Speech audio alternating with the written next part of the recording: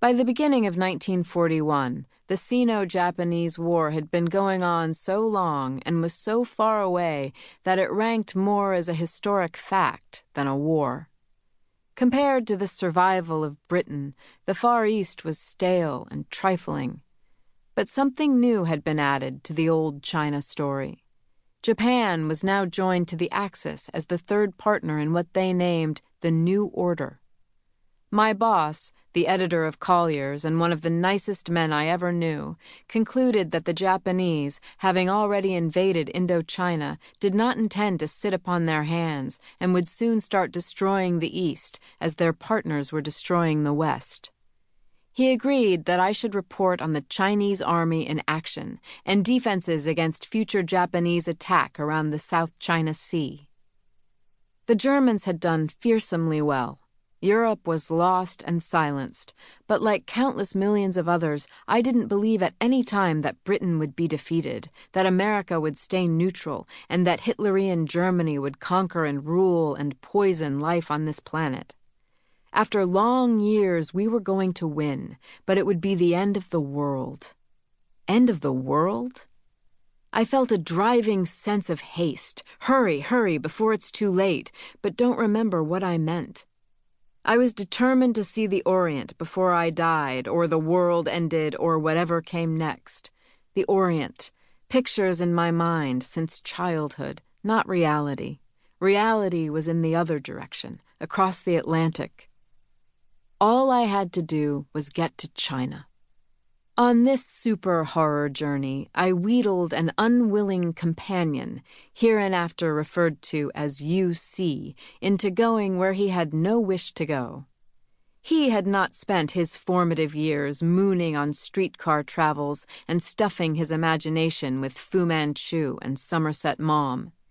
He claimed to have had an uncle who was a medical missionary in China and took out his own appendix on horseback.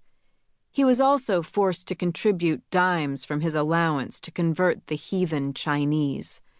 These facts seemed to have turned him against the Orient. I went on wheedling until he sighed gloomily and gave in. That was scandalous selfishness on my part, never repeated. Future horror journeys were made on my own. It was all right to plunge oneself neck deep in the soup, but not to drag anyone else in too. Early in February 1941, we set out from San Francisco for Honolulu by boat. We imagined this trip would be like the already distant good old days when one crossed from New York to France on a French ship, wallowing in delicious food and drink and luxury. UC always had the right idea about pleasure, which is grab it while you can. Instead of the hoped-for delights, we were batted about the decks like ping-pong balls, hurled into nailed-down furniture, unless unnailed-down furniture hurled itself into us, until finally, incapable of standing upright, we retired to our berths, where we lay eating and drinking and trying not to be flung from berth to floor.